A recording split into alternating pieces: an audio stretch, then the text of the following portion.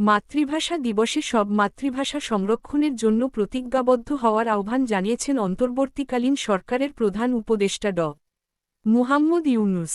তিনি বলেন, আজ আমরা মাতৃভাষা দিবসে সব মাতৃভাষা সংরক্ষণের জন্য প্রতিজ্ঞাবদ্ধ হলাম। আবেগের কারণ তো আছেই, মস্ত বড় স্বার্থের কারণও আছে। এখন আমাদের জানা নেই কোন অজ্ঞাতনামহীন মাতৃভাষা পৃথিবী সম্পূর্ণ বদলে দেবে। কোনো সম্ভাবনাকে অবজ্ঞা করলে মস্ত বড় ভুল করব। শুক্রবার ২১শে ফেব্রুয়ারি বিকেলে আন্তর্জাতিক মাতৃভাষা ইনস্টিটিউটে মহান শহীদ দিবস ও আন্তর্জাতিক মাতৃভাষা দিবস উপলক্ষে ৪ দিনব্যাপী অনুষ্ঠানমালার উদ্বোধনী অনুষ্ঠানে তিনি এসব কথা বলেন। তিনি বলেন, যারা আজ পদক পেয়েছেন তাদের শুভেচ্ছা ও অভিনন্দন জানাই। অন্যদের উদ্বুদ্ধ করার জন্য যারা অলিম্পিয়াডে পুরস্কার পেয়েছ তাদেরও অভিনন্দন জানাচ্ছি। জাতির মুক্তি সংগ্রামের ইতিহাসে ভাষা আন্দোলনের গুরুত্ব অপরিসীম।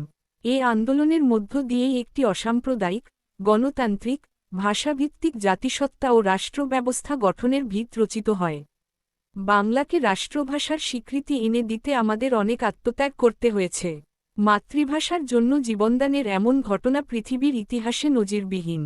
জাতি ধর্ম নির্বিশেষে সব জাতিগোষ্ঠীর মধ্যে মাতৃভাষার চেতনা ও মর্যাদা রক্ষার প্রেরণা ও এ চেতনার সঙ্গে প্রাতিষ্ঠানিকতার সূত্রে ২০০১ সালের ১৫ই মার্চ ঢাকায় আন্তর্জাতিক মাতৃভাষা ইনস্টিটিউটের ভিত্তিপ্রস্তর স্থাপিত হয়। বিশ্বের সব মাতৃভাষার সংরক্ষণ, উন্নয়ন ও গবেষণার ইতিবৃত্তকে লক্ষ্য করে আন্তর্জাতিক মাতৃভাষা ইনস্টিটিউট যাত্রা শুরু করে। এই সময় বিশ্ব মাতৃভাষা দিবসে আন্তর্জাতিক মাতৃভাষা ইনস্টিটিউটের সার্বিক সাফল্যও কামনা করেন তিনি। ড. ইউনূস বলেন, রাষ্ট্রভাষা বাংলা, এ আন্দোলন বাঙালির মাতৃভাষা বাংলার মর্যাদা রক্ষার জন্য সূচিত হলেও এর মূল চেতনাটি ছিল স্বাধিকার প্রতিষ্ঠা করা। তা ছিল বাংলার রাজনৈতিক, অর্থনৈতিক ও সাংস্কৃতিক মুক্তির আন্দোলন, তাই বাঙালির কাছে ২১ মানে মাথানত না করার দৃঢ় প্রত্যয়। ২২শে ফেব্রুয়ারি তাই শুধু বেদনার্ত অতীতকে স্মরণ করে অশ্রু বিসর্জনের দিন নয়, বরং এক অবিনাশী প্রেরণা, সব ধরনের অন্যায়, অবিচার ও ষড়যন্ত্রের বিরুদ্ধে রুখে দাঁড়ানোর বীজমন্ত্র। মাতৃভাষা যে কোনো নৃগোষ্ঠীর ইতিহাস, অর্থনীতি ও সংস্কৃতির বাহক। মাতৃভাষার সঙ্গে সকল মানুষের আত্মার সম্পর্ক। মাতৃভাষার পর মানুষ যত ভাষাই আত্মস্থ করুক না কেন, সেসব নতুন ভাষায় যতই পারদর্শিতা অর্জনই করুক না কেন, মাতৃভাষাকে তার হৃদয়ের গভীরতা থেকে সরাতে পারে না। প্রধান উপদেষ্টা বলেন, পৃথিবীর প্রায় সব দেশে নানা দেশের নানা ভাষার কিংবা হাতেগোনা কয়েকটি দেশের কিছু মানুষ নাগরিকত্ব গ্রহণ করে কয়েক প্রজন্ম ধরে বসবাস করেন। নতুন দেশের ভাষা তাদের দৈনন্দিন জীবনে ২৪ ঘণ্টার ভাষায় পরিণত হয়ে যায়, কিন্তু সেটা ভাষা মাতৃভাষায় পরিণত হয় না।